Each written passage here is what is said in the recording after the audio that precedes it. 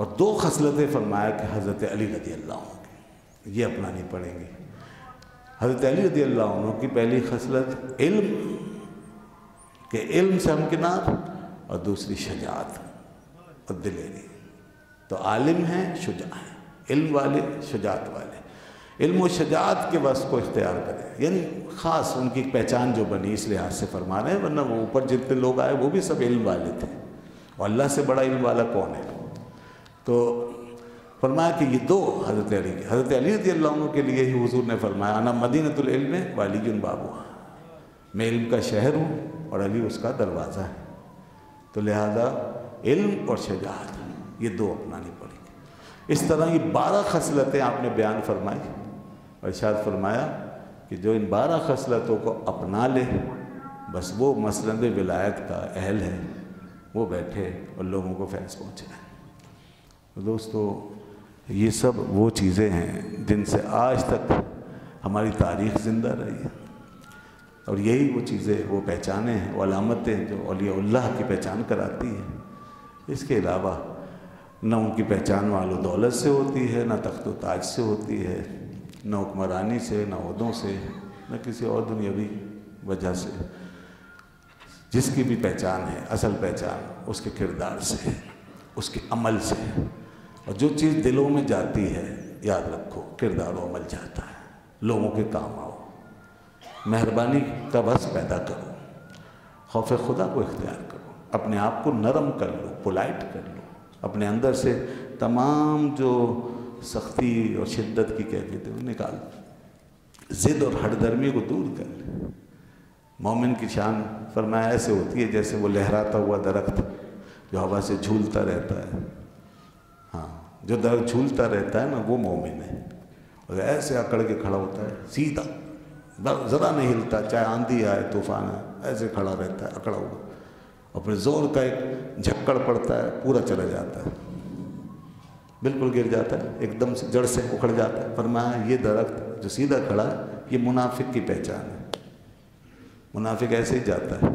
اور مومن کی شان یہ ہے کہ وہ کبھی دائیں بائیں، وہ جیسے حالات ہوتے ہیں اس میں اپنے آپ کو ایڈجسٹ کر لیتا ہے، نرمی سے، پیار سے، محبت سے چلنا جانتا ہے۔ تو یہ اولیاء اللہ کی شان، اللہ والوں کا یہ وصف ہے۔ اگر ہم اپنے معاشرے میں اپنا مقام بنانا چاہتے ہیں اور لوگوں کے دلوں میں جگہ بنانا چاہتے ہیں تو اس کے لیے ہمیں ایسا ہی طریقہ اختیار کرنا ہوگا۔ اپنی ذات کو جو لے کے گھومے گا اسے کوئی نہیں مانے گا، جو اپنی ذات کو پیچھے چھوڑ دے گا اسے سب مان لیں گے۔ میں نے کیا، دنیا نے، آپ نے، سب نے، پوری دنیا نے، کسی نے بھی آج تک اتنا بڑا جنازہ نہیں دیکھا ہوگا جتنا بڑا جنازہ مولانا خادم حسین رضوی صاحب کا تھا۔ لوگوں کا حال کیا تھا دیکھیں کہ بے اختیار لوگ ایسے بھاگے جا رہے تھے کہ کوئی کنٹرول نہیں تھا کسی کو، کہاں کہاں سے، کس کس طرح، قرب و جوار سے، پیدل چل چل کے، گاڑیوں پہ، جہازوں میں، ٹرینوں میں، ہر جو بھی ذریعہ تھا اس سے وہ وہاں پہنچ رہے تھے۔ اور ایسی بےتابی بے چینی کسی کے لیے آج تک ہم نے نہیں دیکھی اپنی زندگی میں۔ اب اور جو نہیں پہنچ سکے وہ حسرت کرتے رہ گئے، اور اگر سب کو موقع مل جاتا تو پتہ نہیں پورا شاید پنجاب میں جگہ ہی نہ بچتی، اتنے لوگ آ جاتے، اتنی پبلک۔ تو یہ دنیا والوں کی آنکھیں کھولنے کے لیے کافی نہیں ہے۔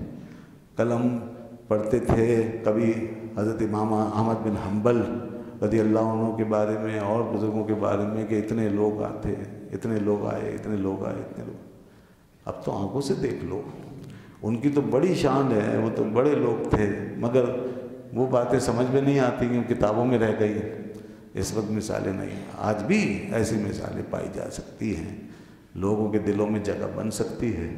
اور کوئی آج اگر اللہ اس کے رسول کی خاطر اس طرح آگے بڑھے، اپنی ذات کو ان کی نفی کرے اور وہ دین کی خدمت انجام دے، تو اس کو اللہ تعالیٰ لوگوں کے محبتیں، لوگوں کے اندر اس کی محبتوں کو پیدا فرما دیتا ہے۔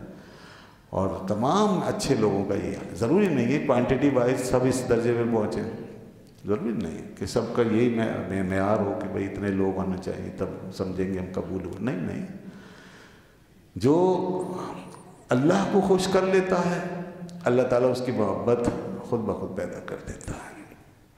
ان الذین آمنوا وعملوا الصالحات سیجعل لهم الرحمن ودا. اور اس کے لیے لوگ اچھے کلمات ادا کرتے رہتے ہیں اور اس کے مرنے کے بعد اسے یاد کرتے ہیں، مرنے کے بعد بھی اس کے اچھے حالات. ابھی ہم نے دیکھا امتیاز صاحب ہمارے نمازی تھے، حقانی صاحب کے رفقا میں سے تھے، ایک عام آدمی تھے. اب ظاہر ہے ایک عام آدمی کو تو ایسی شہرت حاصل نہیں ہوتی جیسے علماء کو مشائخ کو حاصل، لیکن ان کو دیکھ کر یہاں ان کا چہرہ دیکھ کر کے دل گواہی دے رہا تھا کہ یہ اللہ کے بارگاہ میں کہیں خاص مقام پہ پہنچ گئے ہیں، یہ کسی جنت میں پہنچ چکے ہیں، ایسا لگ رہا تھا ان کا چہرہ دیکھ کر. وہ بڑے پرانے آدمی ماشاءاللہ 80 سے زیادہ ان کی عمر تھی، حقانی صاحب کے ساتھ رہے اور بچپن کے زمانے میں حضرت کے ساتھ گزارے تھے. اور پھر اس کے بعد یہ مسجد میں لگے رہے، مسجد کی خدمت، مدرسے کے لیے، بچوں کے لیے، یا بچوں کے لیے بڑا کرتے تھے. یہ طلباء کے بڑے ہمدرد تھے بچوں کے لیے. ایسے لوگ کم ہیں ہمارے یہاں کہ جو دین کے طلباء، دین پڑھنے والے طلباء کے لیے سوچیں. مسجد کی حد تک تو سوچتے ہیں بہت سے لوگ، لیکن ان بچوں کے لیے جو مسجدیں چلائیں گے، جن سے مسجدیں آباد ہوں گی، جو ممبروں میں بیٹھیں گے نماز پڑھیں، ان کے بارے میں نہیں سوچتے کہ یہ اصل تو یہاں پر ہے، وہ جو مسجد جا کے بنائیں گے اور اس کو چلائیں گے. تو اس لیے وہ جو تھے امتیاز صاحب ماشاءاللہ وہ بڑے اس حوالے سے مخیر تھے اور اکثر بچوں کے لیے بھی وہ انتظام کرتے رہتے تھے اور ان کے ساتھ بڑی ہمدردی رکھتے تھے. مسجد کی بھی خدمت تھی، نماز کے لیے پیدل آنا جانا اتنی عمر میں.